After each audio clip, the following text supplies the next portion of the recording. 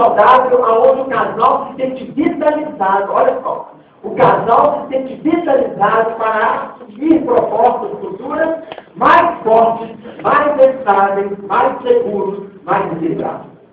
Então, uma troca saudável. Mas essa troca saudável, ela está recheada de sentimentos. Não é sexo promíscuo que está acontecendo nas nossas vidas. Não é esse.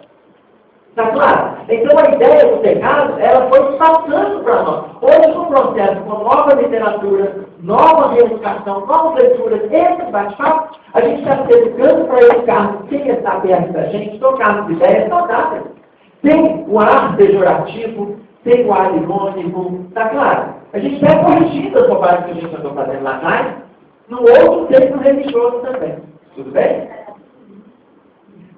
Futuramente. Pode falar. Oi, a cada dia que passa, quando essa parte toda se engana,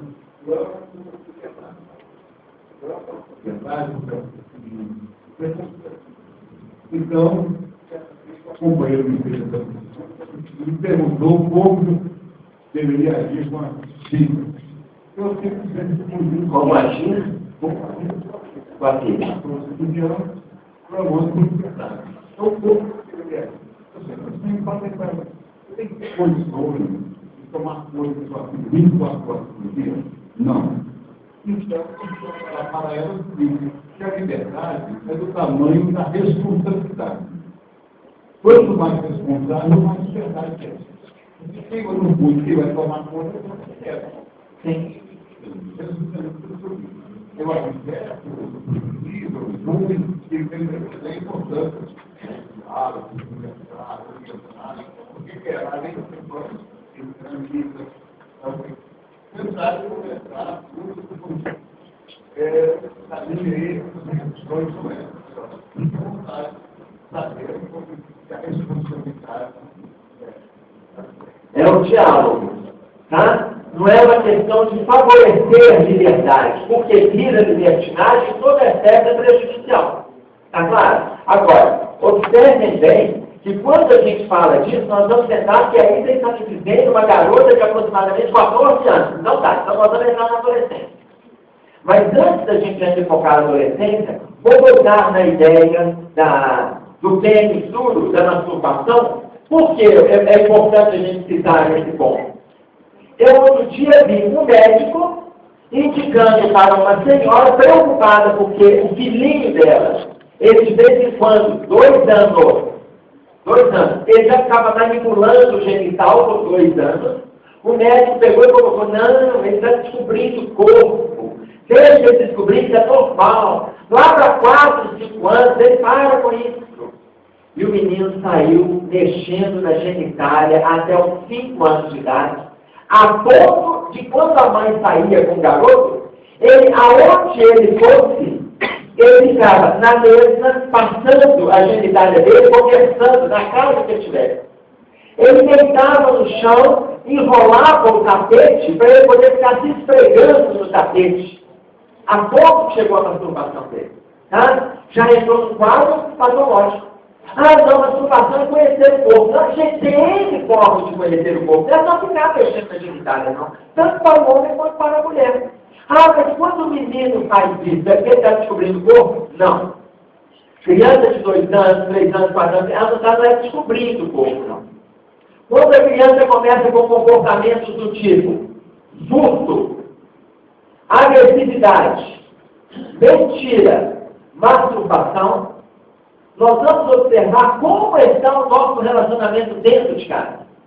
Como está o meu relacionamento com a minha esposa. Porque quando o relacionamento é conturbado, é agressivo, é promíscuo, é mentiroso, a gente passa insegurança para os filhos e eles vão buscar segurança, vão buscar prazer no próprio corpo. Então, muitas vezes, ele está manipulando a genitália lá com 4, 5, 6 anos, e aí chega alguém e fala, você está descobrindo o corpo dele, isso é normal. Tem nada normal, e aí ele vai entrar com 8, com 11, ele está viciado em masturbação. Viciado em masturbação. Eu tive um casal que me procurou preocupado com esse tipo de atitude, porque o jovem que vinha se masturbando desde os 15 anos de idade compulsivamente, se casou com 25 anos de idade, e depois de 4 anos de casados, eles não tinham tido ainda 10 relações sexuais. Eles, depois de 4 anos de casados. Por quê? Porque ele não dava conta de se livrar do processo masturbatório. Eu não posso falar que, não, tem que for conhecer o corpo dele 10 anos conhecendo o corpo, e só a genitália, você vai nada para conhecer desse corpo, não? Tá claro? Então, a questão nossa não é investir no órgão, investir no todo. E não é investir no físico, investir no íntimo. O processo é de autoconhecimento. Você descobriu que existe uma forma de prazer. Agora, aí vem o outro lado que é espiritual. Quando a pessoa fica presa na atitude masturbatória, ele está abrindo um campo vasto para determinados desencarnados se aproximarem e começarem a exaurir a energia dele. Eles vão esgotá-lo. Primeiro, de um ato de masturbação, tanto a mulher quanto o homem tem que mentalizar a outra pessoa. Tem que mentalizar a outra pessoa nua, ou vestida, ou tirando a roupa, fazendo movimento, tem que mentalizar. O processo de mentalização já é um desgaste. Aí começa a aproximar determinados desencarnados. Por quê? Porque aquela pessoa está alimentando compulsoriamente essa atitude masturbatória. Esse vício lá na frente vira problema até para o conjugal. Porque uma coisa é você descobrir como é que funciona, outra coisa é você alimentar a masturbação pelo vício. Tudo bem? Podemos ir até o jovem? Alguém está no microfone? Mais dúvida? Pode falar. Sabendo esse processo natural que nós temos passado, da manifestação da sexualidade de vida, quando a gente acredita que tem algum com relação a ciúme, como você tem que lidar com isso? Você vê que, em comparação com as outras crianças, elas manifestam uma sexualidade mais avançada. Quando ela manifesta a sexualidade mais avançada, nós vamos ficar atentos à atitude. Aí, então a gente pega essa pergunta e vamos tentar para a juventude. Manifestou a sexualidade avançada? Você está sentindo que tem uma exacerbação? A criança está com 8 anos, a criança está com 9 anos, o que acontece? Você está sentindo, você vai ficar atento aos amigos e vai ficar atento ao que essa criança está precisando na relação. Ela está se provocando prazer, por exemplo, se for masturbação ou qualquer outra movimentação de sexualidade aí descontrolada, ela está se proporcionando prazer porque a relação que ela vive não está sendo prazerosa. A relação dela com os pais, a relação com os irmãos, a relação com amigos, ela não tem prazer. Nós temos que descobrir como ajudar essa criança. Mas aí, aquelas mães que estão atentas aos filhos, fica fácil observar esse tipo de atitude. Tá claro? Eu queria fazer mais uma pergunta. Quem fala? Sobre masturbação. Eu queria saber quando ela vai ser natural, a masturbação. Quando ela é natural, quando ela está na descoberta do corpo. Ela é natural. Tá? Agora, quando você sente. Então, isso aí, para criança, para adulto, para mais idoso, é que quando você sente que naquela descoberta do corpo, você vai descobrindo hoje, vai fazendo amanhã, depois você mas eu faço naturalmente. A gente fica igual o alcoólico, né? Meu bem, só final de semana, não sou viciado, não. Só final de semana. Qual que é o seu final de semana? Quinta, sexta, sábado, domingo. Final de semana. Tá claro? Então, a gente faz com que a coisa fique compulsiva e achando que está tudo natural. Na hora que a gente acordar, a gente não dá conta mais de evitar. Mas tem como evitar? Tem. O ideal seria a gente estar evitando. Descobriu, já sabe como funciona, nós vamos canalizar. Porque se a masturbação, como o envolvimento sexual, é canalização de energia, gente. Às vezes a criança não faz nada. Não faz nada. O pré-adolescente não faz nada. Os pais não colocam atividade nenhuma, porque para o menino tem que estudar. Porque afinal de contas, quem vai ser da vida dele? Aí o menino estuda de manhã e à tarde ele masturba. De manhã ele estuda, à tarde ele masturba. Bota esse menino à tarde numa natação, numa aula de violão, numa aula de informática, numa aula de inglês, coloca numa aula de vôlei. Preciso pagar aqui, senão hoje as escolas estão oferecendo N atividades. Claro. Nós vamos canalizar a energia. Está claro? Coloquem aulas de leitura. Então, nós vamos ensiná-los a aprender. Nós vamos ensiná-los a aprender. Por quê? Porque nesse momento a gente se põe junto com eles. A gente vai estar aprendendo junto também e eles também estarão. Estrutura e canalização de energia.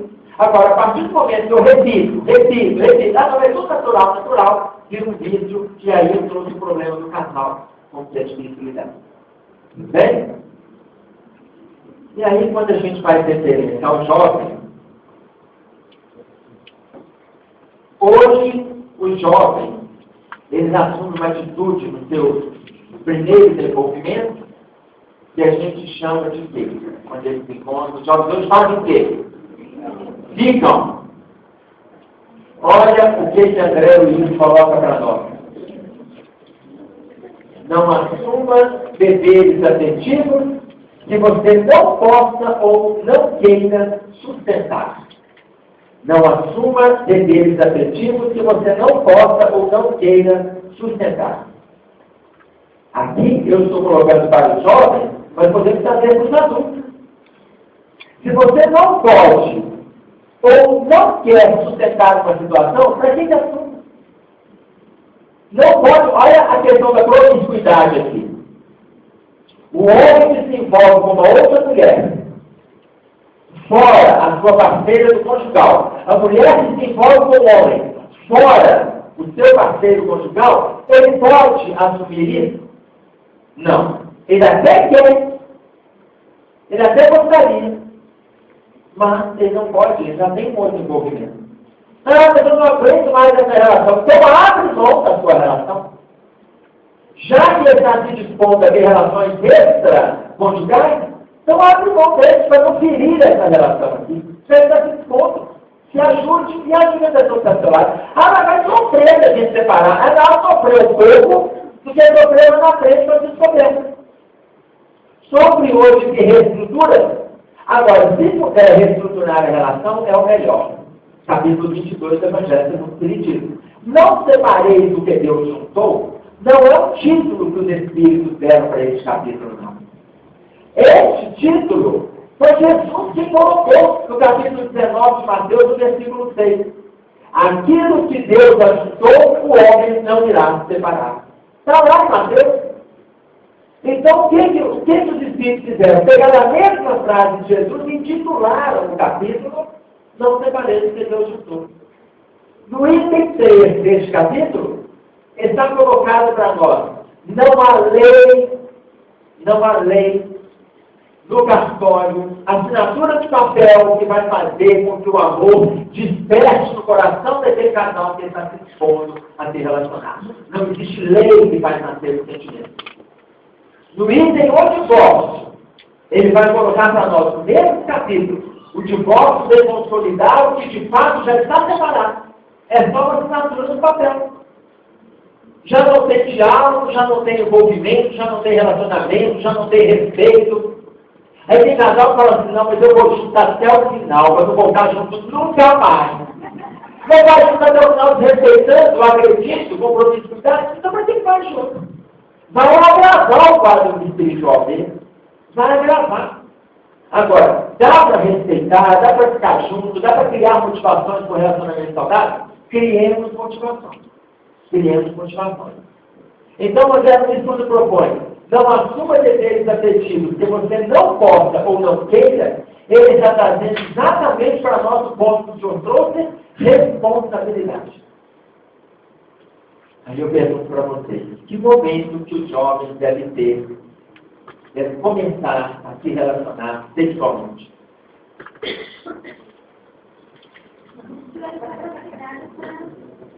Quando tiver capacidade para um ter responsabilidade por um. Capacidade e responsabilidade. Quem quer capacidade?